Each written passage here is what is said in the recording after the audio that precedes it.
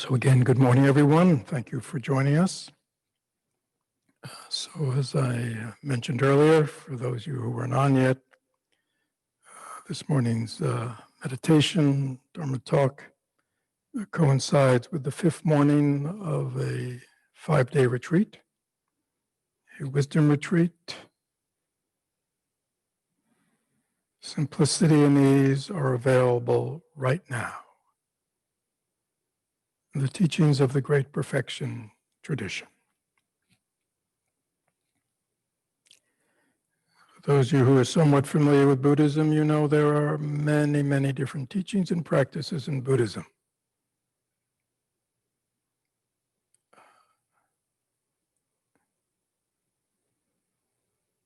But there is an end game. And the end game is not that we are great erudite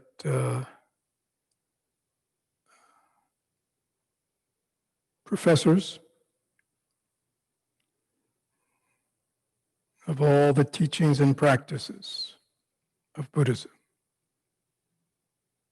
That is not the end game. That is not the fruit. The teachings and the practices are the means to becoming a certain kind of person.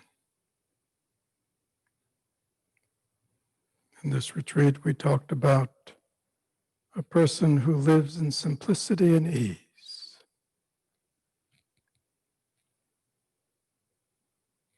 That's just one way of saying it. Another way could be where we become wise human beings, intelligent human beings, discerning human beings. We become good human beings. We become loving and compassionate and caring human beings, patient and understanding with ourselves and all others. This is the end game. And we always have to realize it's not about mastery of the teachings and practices. It's through the mastery of the teachings and practices that we transform. In Buddhism, that transformation is, we begin as a deluded human being and we end up an enlightened human being. We begin as a human being confused, unclear, lost in our own stories, lost in our own delusions, lost in our own sufferings.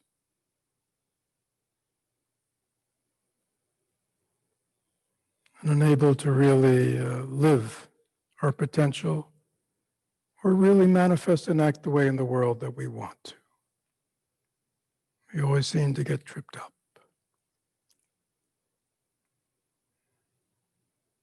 After a process, we end up an enlightened being. Someone who has liberated themselves from all their sufferings, all their delusions, all their hang-ups, all their neuroses, all their negativity. And we are just manifesting the innate wisdom, goodness, clarity, wisdom of that is our potential right now. So it must be clear that the difference between an ordinary human being and a Buddha is not the body. It's not the physicality. We all look the same. And we actually all have the same mind.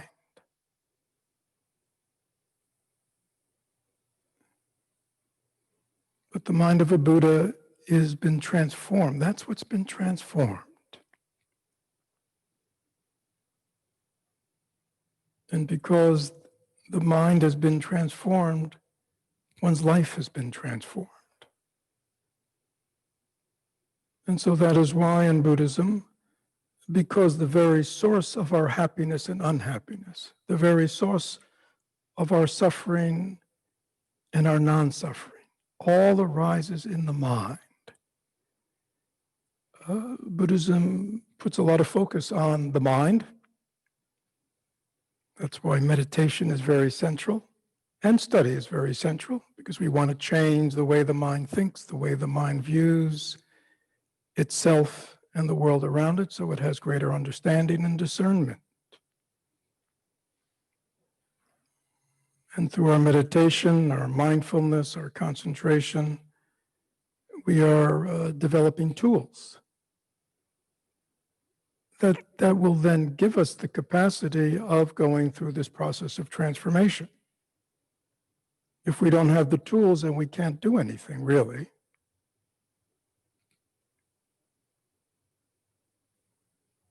We need tools. If we're going to garden, if we have to garden with our bare hands, it's difficult and laborious.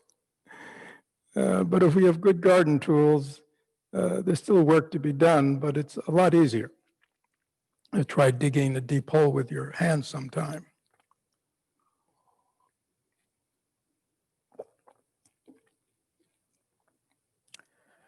So in our community, we have many tools and many teachings, and we kind of develop them, and so they have a developmental development to them.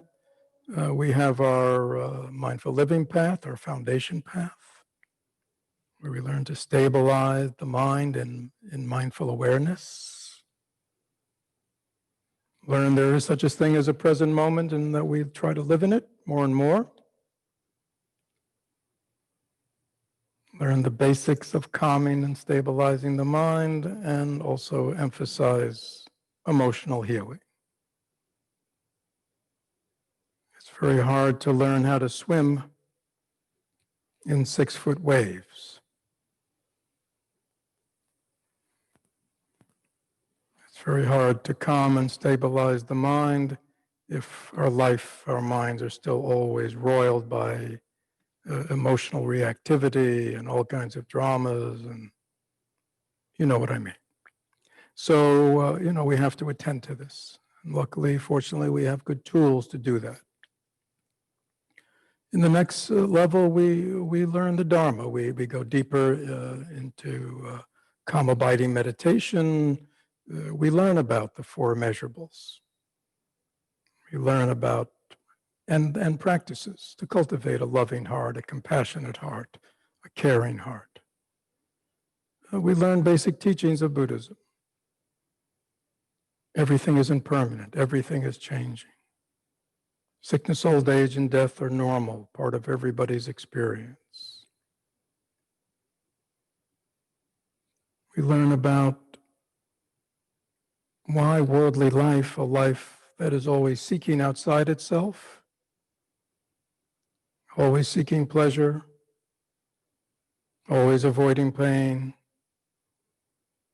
always seeking happiness, fulfillment by grabbing at external experiences and holding on to them. Why that whole, and I could say obviously a lot more, we learn why that there's nothing wrong with us if we're doing all that right and yet we're still depressed, or yet we're still anxious, or we still deep down inside don't feel fulfilled. Somehow it's, when the music ends, when the party's over, when the object has been achieved. Why, when we're alone, it doesn't feel good. It doesn't feel whole and peaceful and complete. There's always this dissatisfaction. And of course, either we get some medical treatment for our dissatisfaction, or we go shopping, or we go have sex, or we, drink or drug, we do all kinds of things, or else we just look for something else to pursue. Still thinking that it's outside us.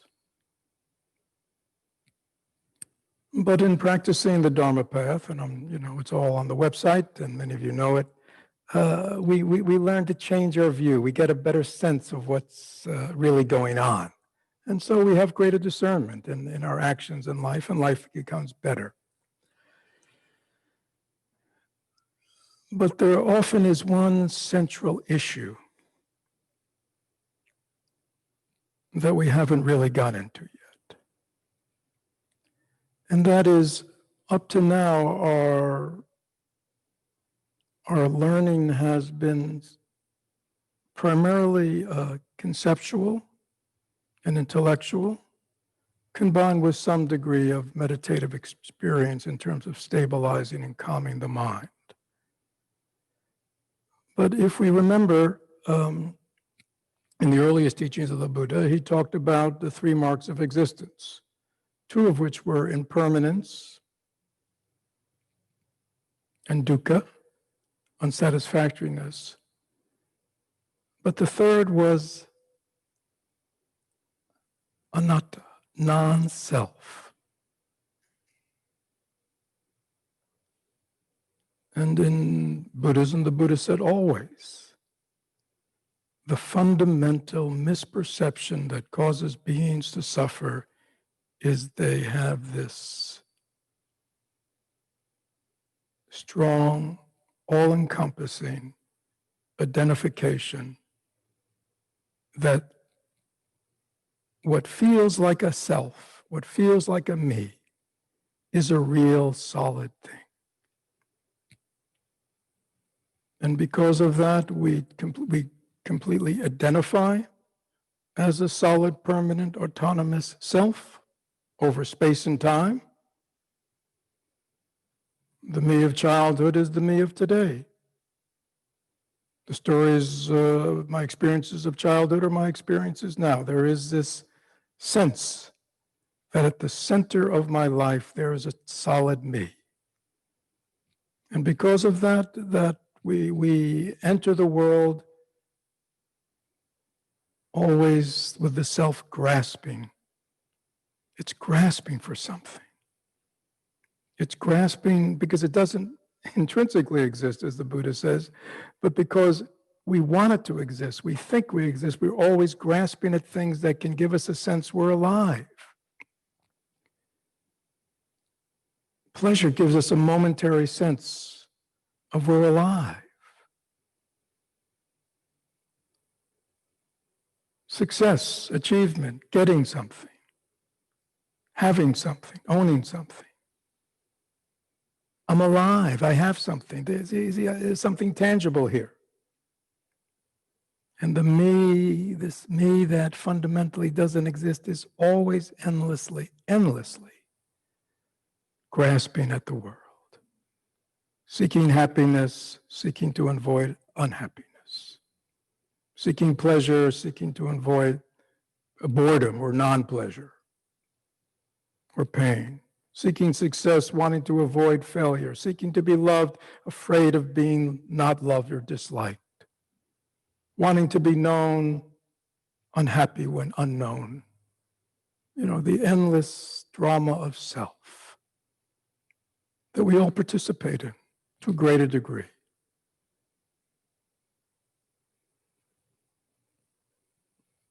Over time, some of us may get weary of the dance of self.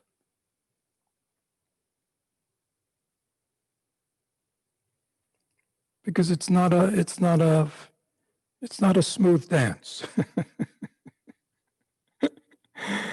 You know, it's you know, it's like dancing with a bad dancer. You know, it's just not a good dance. Always kind of bumping into each other, stepping on toes. You're going one way, your partner's going the other way. It's like it just never feels right.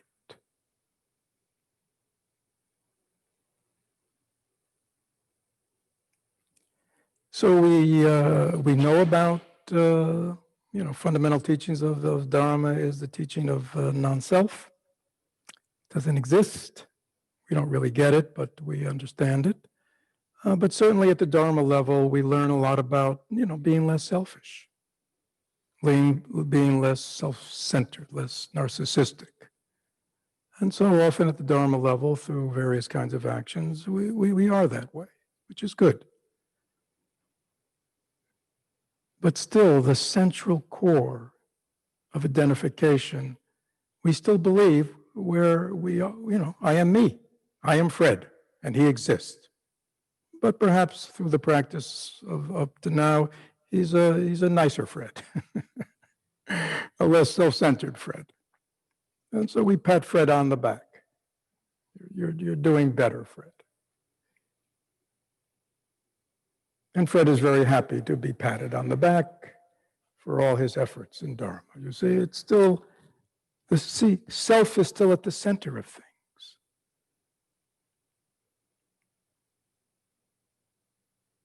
Right? So we have the wisdom path, and the wisdom path comes from the Buddha. While there are many traditions and lineages, they all come from the Buddha because it was the Buddha who, after 6, 7, 9 years of going around northern India, taking all kinds of teachings, learning all kinds of meditative trance systems, and having all kinds of spiritual experiences, when they were all over, and he came back to himself, he realized that fundamentally, that sense of separation, that sense of being a self independent and separate from others, was still there. And so he himself, he was the first, we might say, who realized, I have to put it all down. All the teachings, all the experiences, all the meditative experiences I've had, I have to put them all down. Stop. And we know he just stopped in Bodh Gaya,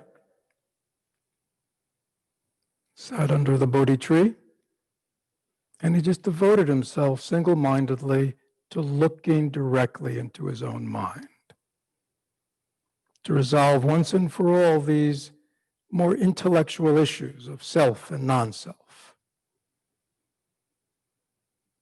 What is the true nature of things? Who am I? Who am I really? See, we could ask somebody, who are you? And they'll tell you all the things they are. I was born here, I did this is my third grade teacher, these were my parents, this was this is what happened, what kind of teenager I was, this is this is that, this is where I went to school, these are my degrees, these are my certifications, these are the things I'm good at, these are the things I'm bad at, these are my good relationships, these are my bad relationships, you know what I mean? We could, right, endlessly.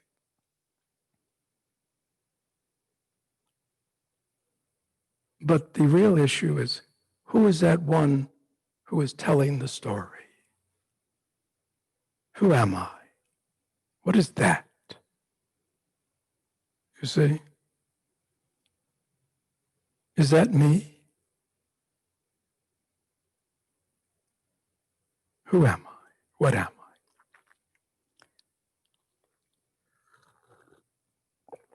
And so in the wisdom path, which is a lineage, I mean, in manifest terms, the teaching I gave this time was come from the Great Perfection tradition, which is a long tradition that comes to us from Tibet, but actually came to Tibet from India, from teachers in India. Another great wisdom tradition is Zen. Zen is the Japanese for Chan, Chinese. And where do you think Chan came from? India. Right? So, and you know, what is the source of Indian Buddhism and this path of wisdom teachings and practices? Shakyamuni Buddha. So, you know, they manifest in different ways, but they all go back to India, and in India they all go back to the Buddha. So they're just various traditions. Having trained both in Zen and the Great Perfection, you know, I'm somewhat conversant with both, practice in them both. But I often find that the Great Perfection, because it has a little more structure, a little more instructions, a little more guidance. Over the years, I found that it really is a very useful path for people like us. Let me say that, you know, In the days of old, people would go to their teacher, teacher would tell them what to do, and they'd go off and do it. See you in a year or two. Come back and come back and talk to me when you have realization or something to report. I don't think that's the way we operate, is it?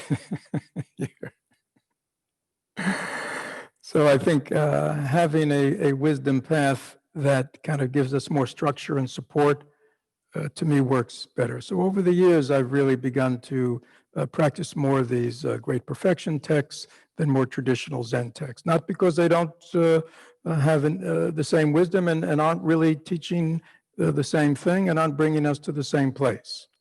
But it's really sort of the process is a little different. So we just had a 5-day wisdom retreat, not a lot.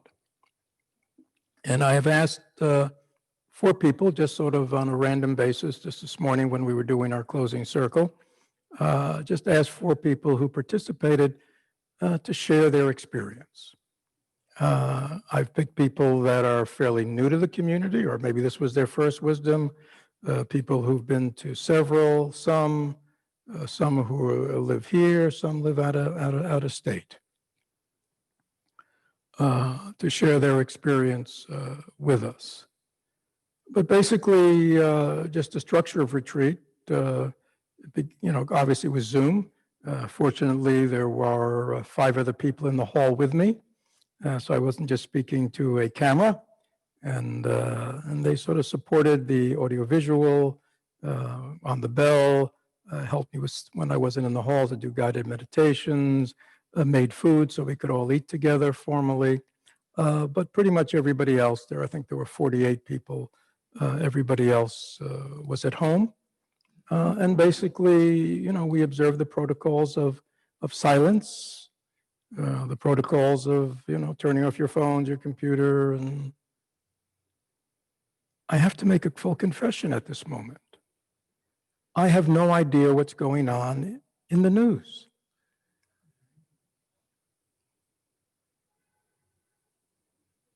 Isn't that interesting? I have not heard the news. I don't say what's going on in the world, because the news is not what's going on in the world. The news is very tiny, tiny little focused pieces of what's going on. So I just call it the news, because I understand other people are making choices about what we receive. So I have not heard, I just want to report, I am totally unaware of what's going on in the world. I have not heard the news. And I don't believe, hopefully, I would ask everybody else not to. I'm looking around at them. And I just want to report we are well. just want to, in case you're a little worried about us, and I just want to report we are well and everybody's good. Okay, I just want to share that insight, okay? It is possible.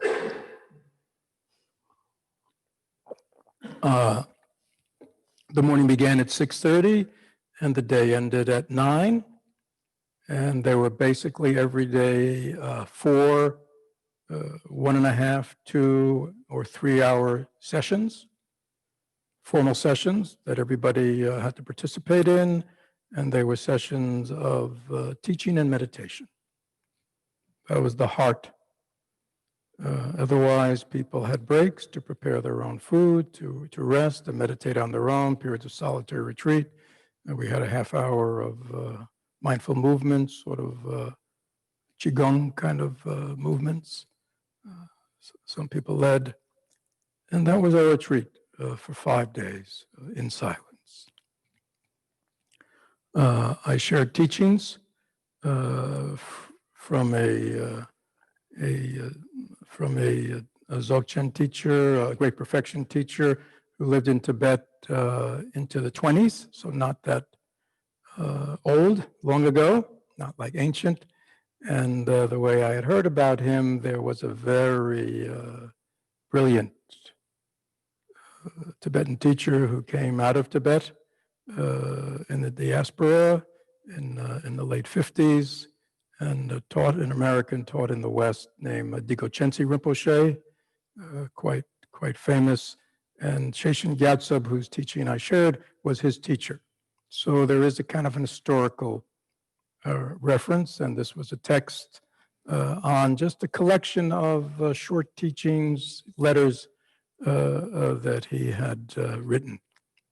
So I just shared actually one of them and made that the focus of the teachings because in the wisdom tradition, you have a lot of what called pith teachings, which means there's not a lot of explanation. There's some explanation, but it's mostly what to do with your mind. And so what are we doing with our mind? We're investigating the mind. We are turning in.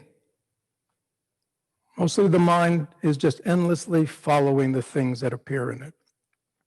It follows the things it sees, it smells, it tastes, it hears. We're endlessly following and we're endlessly thinking. We're endlessly chasing our thoughts, following our thoughts all day, unconsciously. And wherever they go, we follow.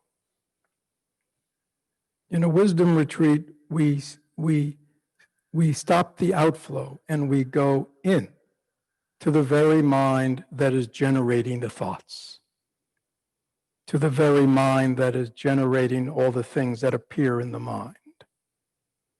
And so we look into directly, what is the nature of my mind? What is the nature of a thought? Looking directly at a thought. What is a thought? And most significantly, looking for the self. Because if the self really exists, it has to exist somewhere within my body-mind. So we search deeply within our mind for all these things we think are there to see the true reality of things. And we also discover deep within our mind this innate, undefiled awareness. Our true awareness before thought, pure, uncontaminated, fully alive, really the basis of everything. Our true home. And people have an experience of that. Very liberating to know who and what you really are. So I have asked 4 people just to share, totally unrehearsed. I just asked them a little bit ago, didn't tell them what to say, other than just share their experience that, with their brothers and sisters on the path. Again, some people, it might have been the first wisdom retreat. Other people may have done many. They may want to share with you, how this retreat is different than other retreats. They may want to share with you what their experience was like being on a wisdom retreat for them. So why don't we begin? Why don't we begin with Mitch, because Mitch is sort of newer to our community, and I believe this was his first wisdom retreat. Mitch, you're there somewhere? Yes, can you hear me? Yes, and so they're going to spotlight you so everybody can see you.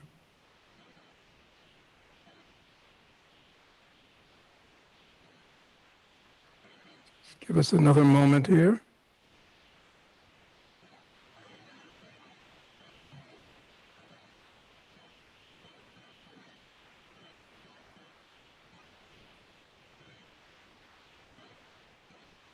Tell me when I'm on.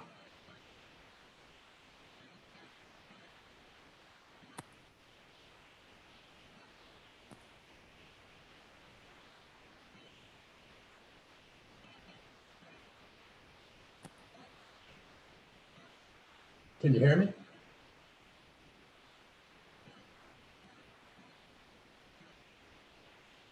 I can hear you. Hello?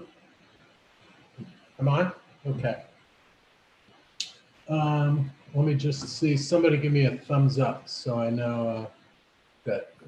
Yeah, you're okay, Mitch. We're just trying to spotlight you or do something like that or pin you. Okay, all right, everybody can see you now, Mitch. Okay, good. So you have 3 to 5 minutes, but just take your time. Good. So actually, Fred, I came to the community. I know when you look at some of the members like Alex and Sam and Marilyn, I'm a newcomer. But I first came to FCM in 2016. So I'm in my 5th year. Became a member shortly after coming to Sangha for a couple of months. And I remember my first interview with you. I came in the lower level of the Sangha and talked to you about my chronic pain, because I had a severe injury about 8 years ago, and I have a 4-level fusion in my neck. And I remember you asking me, and you listened to me talk for a couple of minutes, and then you said to me, "Who is this that's telling me this story about what happened?" And I was totally taken aback. I had to think for a minute, and I think I may have guessed at the answer, partly maybe based on some of Eckhart Tolle teachings, and I think I responded to you, "It's the observer," almost in the form of a question. And you smiled and shook your head. And that was the beginning of my journey. And I have done a lot of work over the last 5 years, I would say. You know, I've and probably have followed the path the way it was meant to be laid out. I went through mindful living intensives and classes and retreats. I've probably done about 2 retreats a year, give or take, since I became a member. More on the mindful living and Dharma path. There may have been one wisdom retreat along the way, the Bodhidharma retreat. I'm not sure if that's Dharma or was wisdom, but they were shorter. They were 3-day retreats or 4-day retreats. And I think I would not, had I taken this retreat 3 or 4 years ago, I don't think I would have gotten, 20% of maximum of what I got out of it now. So I think one of my reflections is really following the path the way it's laid out is really very meaningful way to build on one's learning. In this specific retreat, on day 1, I was sharing with you, with the small group, how I thought I was using it and how I wanted to start using it. And you smiled and said, "Mitch, you're now in pretend you're scuba diving and spend 5 days underwater. Don't worry about getting your pictures developed and who you're going to show them to yet, or what you're going to, how you're going to use it." And that metaphor was very helpful for me in really going deep. And I think some of the things that I took away from it and that were different for me than the past retreats were there's a lot more work when you're turning and looking back at yourself than just hearing teachings and sitting in meditation. I mean, obviously the practice of looking at ourselves was through meditative practice, but it had a lot more structure to it that was very meaningful and helpful for me. I think several of the things I learned was not to chase my thoughts. I think I realized that I do naturally find places of resting in awareness in between thoughts, but I don't think I realized I was doing that, and I don't think I knew how to help myself do it. I didn't have the tools to necessarily do it myself. And there was another metaphor you used that was very powerful for me, I think, as a Japanese Zen master, of we have to be careful when we spill some blood not to take a blood-stained rag and try and clean it up. And I realized that many times when I'm dealing with my own afflictive emotions and start chasing those thoughts and get caught up in that cycle of samsara, that's exactly what I'm doing. So the things we learned were very helpful for me to take a step back and just create more space and let that thought go. And So that was very powerful. One of the challenges I had a little bit during the practice at the beginning was being very prescriptive about the instruction and following it. And I think the combination of Angie's suggestion and your guidance of make it your own, and also just realizing that it's not as hard. You don't have to make it harder than it is. Just relax into it, and the process will unfold for itself. And it started to do that for me. I think the other thing that I really found helpful is the structure of the practice that I'm going to take back with me. I often sit down, and sometimes I'll think about my intention or the the four thoughts that turn the mind, but sometimes I don't, or I go straight into shamatha meditation. But I'm doing it to relax my body, but I'm not really doing any investigation. And the framework that was shared with us was really helpful. And I think, as you were just pointing out, one of the things I've been obsessing about has been the state of the world and our country. And I think disconnecting for these 5 days and not thinking about that almost, I'd say very little at all. Maybe once or twice that thought came into my head about what's going on out there. And it did not have that same emotional effect on me. It's just, oh, that's out there, things are happening in the world. Yes, I need to care about them, but I don't need to get pulled into them in the same way. They are inherently empty, and I think I'm going to go back into the world with different reactions to some of the things I might see and hear on the news. And I also think I'm going to watch and listen to the news a lot less, because one of the other things I got out of this was the preciousness of practice, and how precious our human life is, as we've been learning through Shantideva, and the importance of using that time wisely. And there are people doing wonderful work on MSNBC and all the other places, but I don't need to be immersed in it the way I occasionally allow myself to get pulled in. So I guess I would sum it up by saying I feel like I went to the eye doctor a couple of months ago after not having gone for 2 years. And my vision had been fine, but when he examined me, he said, wow, your prescription has really changed. I guess your eyes have weakened. And I said, I didn't really notice that much. I don't notice myself straining. But all of a sudden, when I got my new glasses, it was like, whoa, I can see a lot more clearly. And I feel that way with some of the practices we've learned, but I also feel that way with even some of the other teachings. Like over the last few days, I went back to where I'm in the Shantideva intensive. So I went back and read some of that, or I have some of the mind training cards nearby, and I looked at them and I saw them differently, because some of the Dzogchen teaching is inherent in that, and I did not see it in a three-dimensional way before. So I think the richness of the practice of all the teachings coming together is something that's going to be really powerful.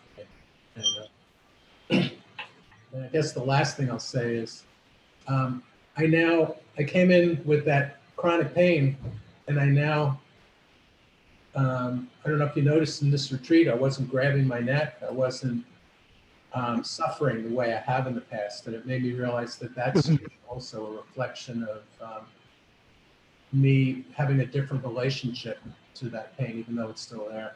And I'm pretty active in physical, bike riding every day now. So I think the practice has really helped me. Thank you, Mitch. Thank you.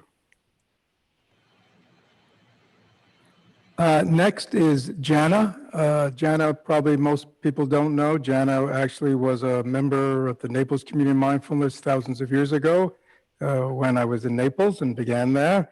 And then many thousands of years ago, she relocated to New Mexico. She's really been sort of a long distance member for quite a while now. So Jana, can you please share your experience from this retreat?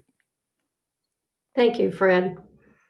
I moved away from Florida about 10 years ago. And from that point, every year when it was time to renew membership, I would think about it and think, wouldn't it be so much easier just to be involved in a Sangha here?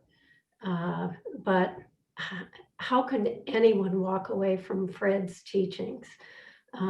So here I am 10 years later. I have attended a few retreats back there at the Franciscan Center, I think it's called.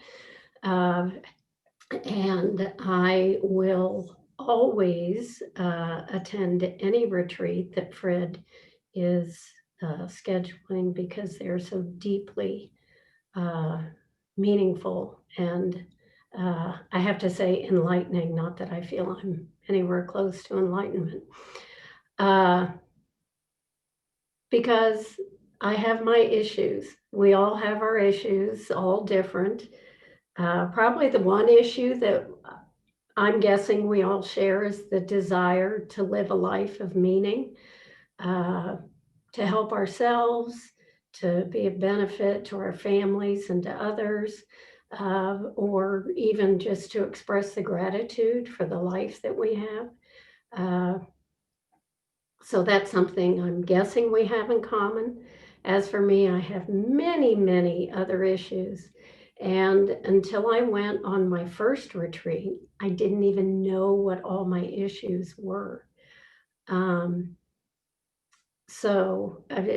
that first retreat, it was just a weekend long. It was there, not too far from Tampa at Chinsagat, which is a wildly beautiful place, run down in a sense, but grown wild and beautiful. The grounds themselves are spacious, which just kind of reinforced the practice that we were involved in there. But one of the issues that I uncovered just on the way to that retreat was how much anxiety I carried with me. This was a big realization for me because I thought I was such a chill, easygoing person. Not at all. I was flipping out as I was driving to that retreat, wondering, what is a retreat? What is a Buddhist retreat? Why did I sign up for it? Why am I going? Why don't I just turn around? When I had my first one-on-one with Fred, I actually yelled at him. And I'm sure he might have been thinking in his mind, maybe I should schedule this person for counseling rather than another retreat. But that's who I was. Mitch, I had to stop watching the news way back then because I yelled at the TV too. So anyway, that kind of tells you where I started on this path. What I learned from that weekend that made me realize the need to continue practicing was this need to uncover all of those issues. Hopefully to uncover those issues. I'll tell you why I have my phone in front of me later in a second. And as I've come to learn, it's all about peeling back the layers of the detritus of modern life. That's what these retreats accomplish for me. I've been on retreat with Fred at Southern Dharma. I would love to go back there every year. I hope that will be possible in the not too distant future. I've achieved some deep realizations in the course of attending the various retreats that I have. I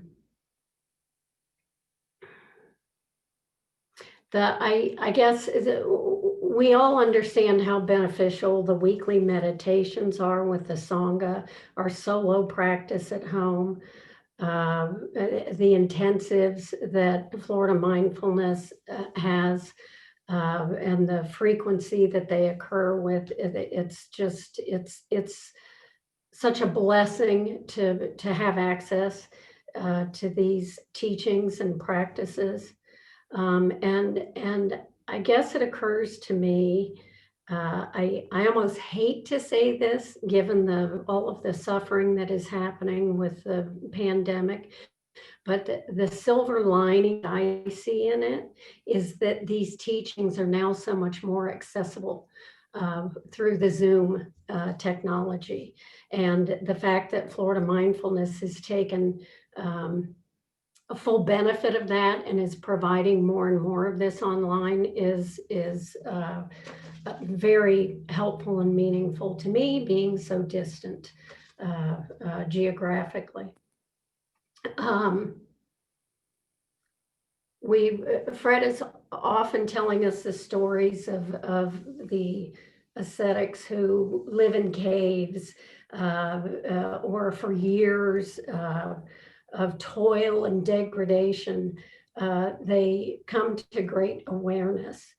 And I don't think we're different people than those ancient sages.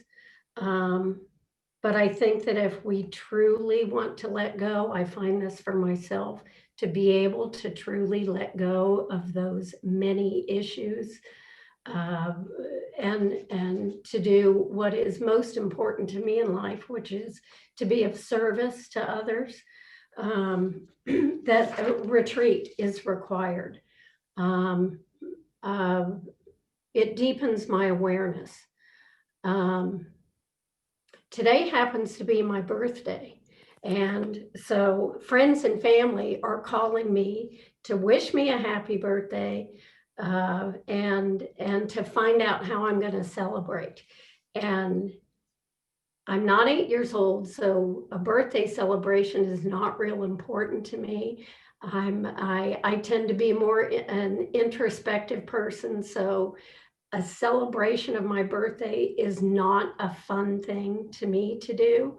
And so it's hard even to think of what's a kind way to respond to those greetings and questions.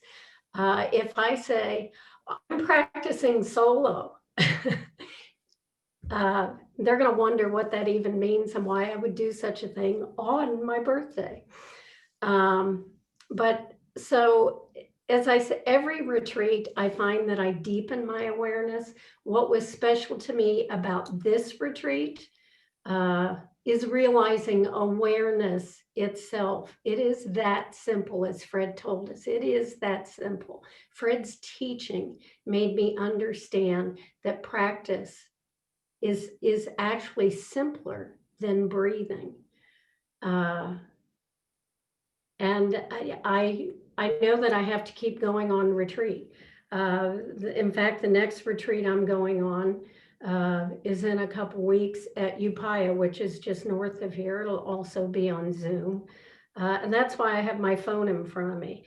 Roshi Joan Halifax has a saying that she closes every session at Upaya with, and it reads, "Let me respectfully remind you, life and death are of supreme importance. Time passes swiftly and opportunity is lost. Let us awaken, take heed. Do not squander your life." So those are words to live up to. And this being my 67th birthday, I may well have far less time than many of you. So I really have to be mindful of that. And Fred's teachings,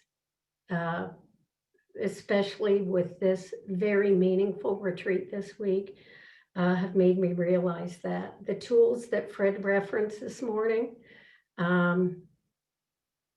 can only be obtained by me and hopefully mastered on retreat and the practice after retreat. So Fred, I just want to thank you so deeply for making these teachings accessible to me. Thank you. Thank you, Jana. Next, Chris. Chris is a younger member, sort of began with the Wake Up Group and lives in Fort Myers. Lives and works and is married in Fort Myers. Chris, are you there? Yes, I'm here. Just give our AV team a chance to pin you or spotlight you. There you go. Yes, Chris. Spent the last 5 days trying to pin Chris. So I understand that struggle. Trying to pin him down, eh? Yes. So this retreat was on simplicity and ease, and it's the best kind of retreat. Sometimes, you know, there's teachings where there's a lot of like stuff to learn. You have to 5 of this or 6 of this, or when, you know, anger arises, you do this. When fear arises, you do this. But in this retreat, when I was reflecting, I don't think I really had to learn much outside of myself. It was pretty simple and full of ease. For the most part, I just had to stop trying to figure things out. I spend most of my day in my job or my life trying to always figure things out. And so 5 days of not trying to figure things out, that is worth its weight in gold right there, of simplicity and ease. And so, you know, the instructions were simple. Were just put things down, stop trying to do something, stop trying to, you know, get in the way, just put things down and look and rest. And I remember thinking, I can do those things. Like, my dog's here with me the whole retreat, and like, he can do those things. He's been resting and looking at things and resting. And so it was like, oh, this is pretty easy. This is something that I can do. I can put things down. I can look and I can rest. I think the only real challenging thing was learning how to look, which direction to look. Which you talked about, turning and looking inward. You know, I'm so caught up with looking in one direction the whole time. And instead, just look inward, getting to know myself, getting to see, what are these thoughts? What is this Chris that I think is always, you know, here, but when I look for him, I can't find him. And just looking and then resting. And when I do that, and I don't hold on, there's just, the self is no longer the central player, and there's just space. There's just space. It's just like right now, you know, there's TV on, right? There's TV going through, but my TV's not on. You know, I'm not concerned with, there could be a commercial on for this or that, but I'm just not concerned with it because I'm here at the Sangha and sharing and talking. And so the practice was kind of as simple as that. It was just, one morning I was so tired and cranky and I didn't want to be there. And I say that like it's me, but it was just thoughts. Oh, it'd be nice to go back to sleep. Oh, it would be nice to keep my eyes closed. It'd be nice to do that. And like you said, just no matter what is there, just let it be. Okay, so right now thoughts of being tired are there. That can't, you know, I can still look, and I can still see that part of me that is awake right now, that recognizes, hey, there's thoughts of tiredness. And so whether I'm sitting out by the lake or it's in the morning and I'd rather be sleeping, I can still do these same practices of just leaving things alone, looking deeply, and then resting. And so that was just such a wonderful 5 days.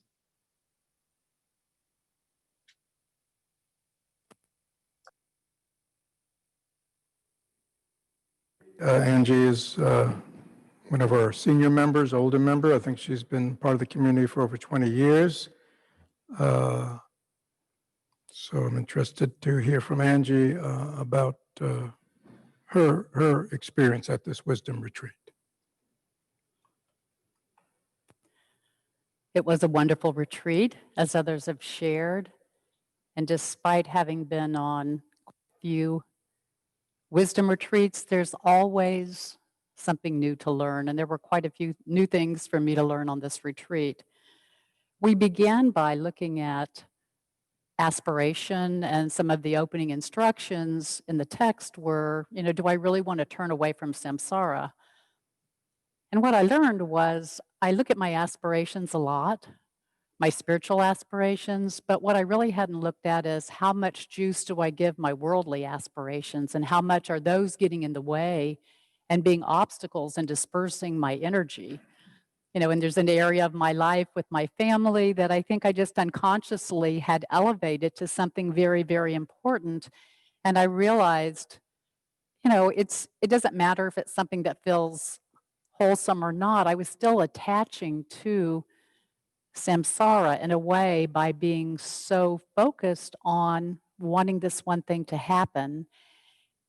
And it was really taking energy away. And I realized I want the inner peace. I want to walk this bodhisattva path. And by not seeing these sort of unseen aspirations in my worldly life, those were obstacles. So that was really, really helpful for me to see that.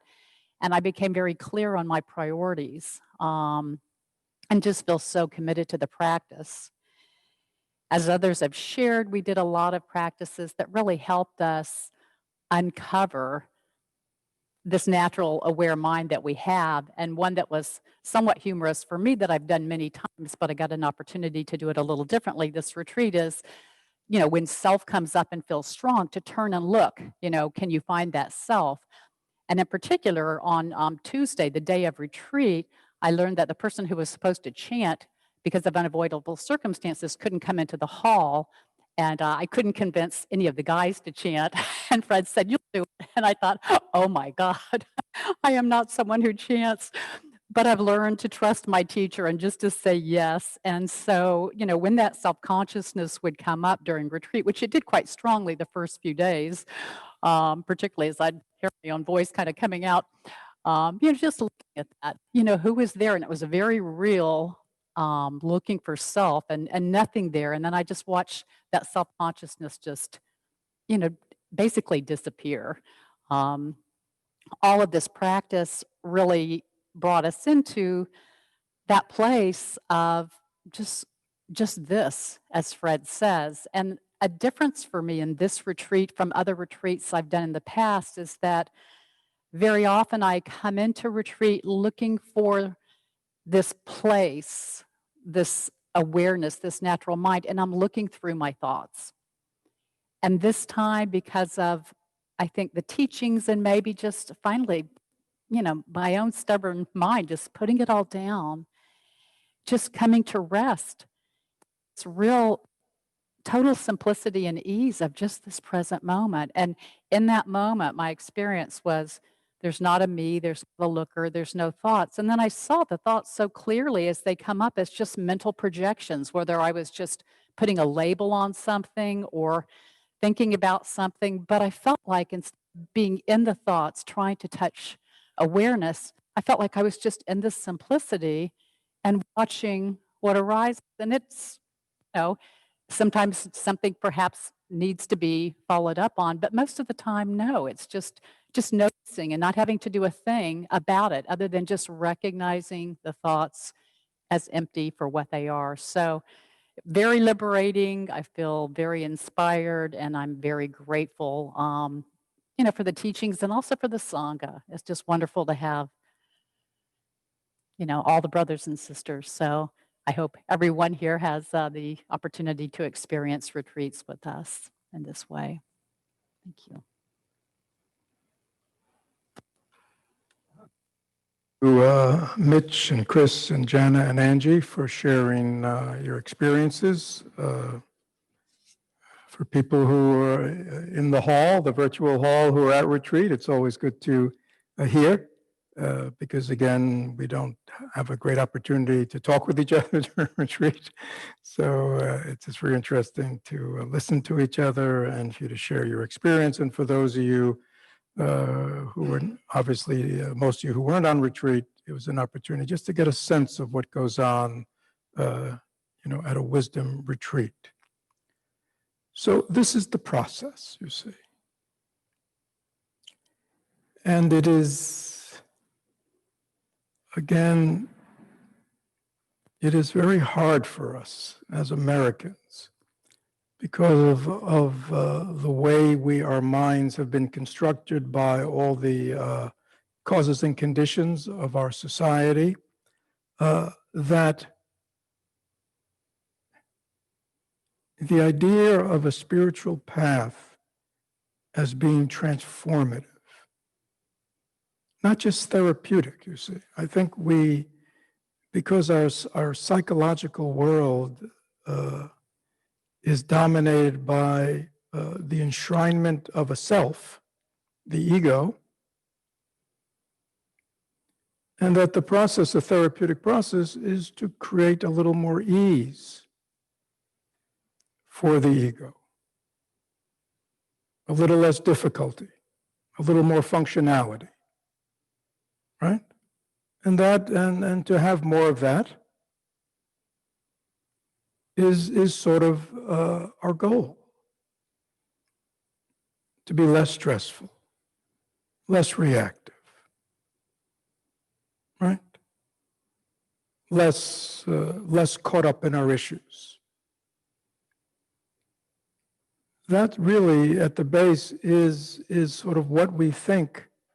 It's, even though we call it a spiritual path, it's really, for most of us, a therapeutic path. A little more mindfulness, a little more presence, a little more calmness.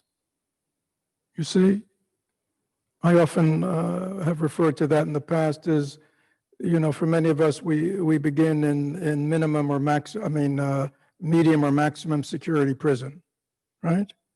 And so, trying to work our way to minimum security prison is a great. We go, oh, this is much better, right? It's a little quieter. The people are a little nicer. You know what I mean? It's, and we don't realize that we're still in prison. We're still not free. And so the Buddhist path is a path of liberation from suffering. It is a path of enlightenment. Enlightenment means that we are enlightened. It's not like there's some thing called enlightenment, like a great light turns on, but we're enlightened to the true nature of things. And one of the things you heard people share, we're enlightened to the truth is not just non-self is some kind of concept opposed to self, but that upon investigation into one's own mind, one can actually experience that there is no self. As a direct experiential experience, and when one has it, it brings incredible relief throughout your whole body and mind. It's as if this thing we've been carrying around all our life and didn't even realize it, this thing that we didn't even realize, a central organizing principle of our life and our emotional life, relational life, doesn't exist in any real way. What a relief to experience that I'm not a separate, lonely, individualized, separated, disconnected self. That I really am everything. That I really am connected to everything. And that inside, there's really vast openness and spaciousness. And a naturally functioning good heart. And it was always here. It is always here. And, again, I think one of our great diseases in our society with the misuse of our mind is we live in our thoughts. There's probably never been a time. I mean, again, most historically, peoples were but simpler lives. They were agricultural workers. They were farmers. They worked in factories. You know what I mean? Our ancestors, most people had not, kind of non-conceptual doing. That's how they worked, you see. But many of us, we work with our thinking mind. And we receive an education, and even public education in the history of human beings is fairly recent. Our minds are educated, lots of information, lots of facts. And of course, in this age of media, TVs, on up to now, the thinking mind is just chronically stimulated and overstimulated. And yet, it is very simple in the wisdom path to learn how to look directly at a thought with the question, what is a thought?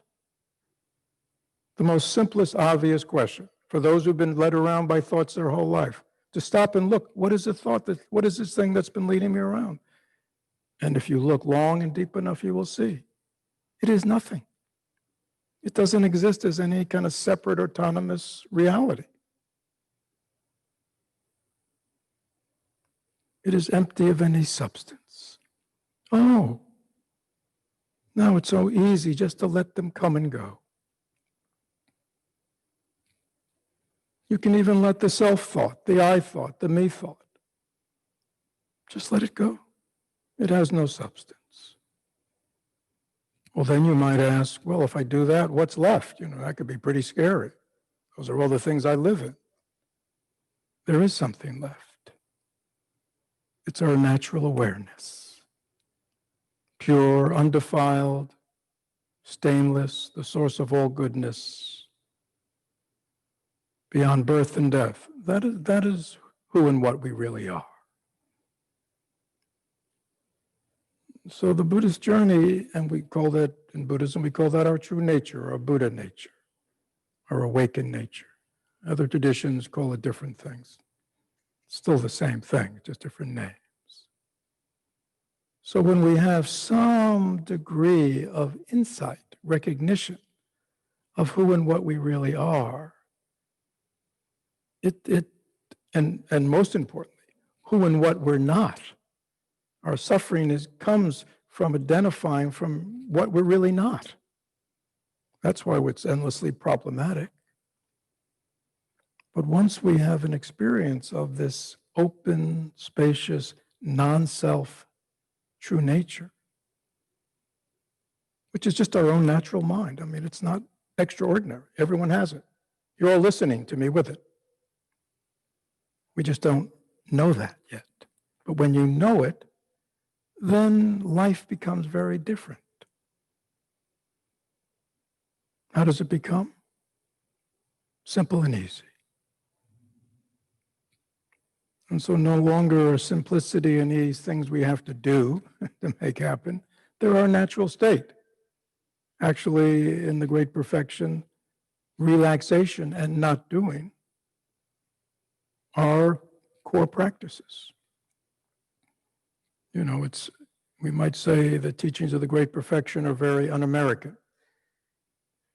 And that's why often these teachings are difficult for people, because the idea that we don't have to do anything, that we already are everything we want to be, and we just have to stop doing and just relax and look within. And again, as I've said to the people on retreat, that is so difficult. We are so addicted to endlessly looking out.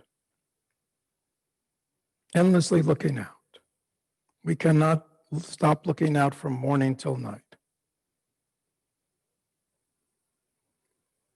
And we never look in to look at the one who is actually looking.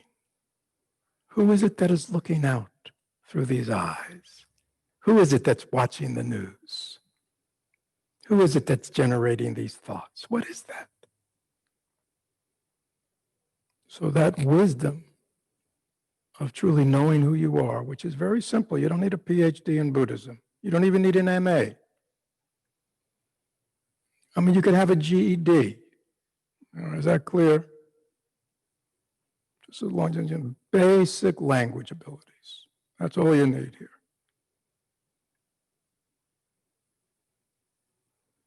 So, so this, again, everyone on the call, you're at different levels of the path, but just to get a sense, it's a developmental path, it's a continuous path, and there are fruits all along the way in this path. Many of you have experienced them right from the beginning, but there is one great fruit, and that all of us have an opportunity to taste it in this life. So with that, I will end. This brings an end to the Dharma talk, and it brings an end to the retreat.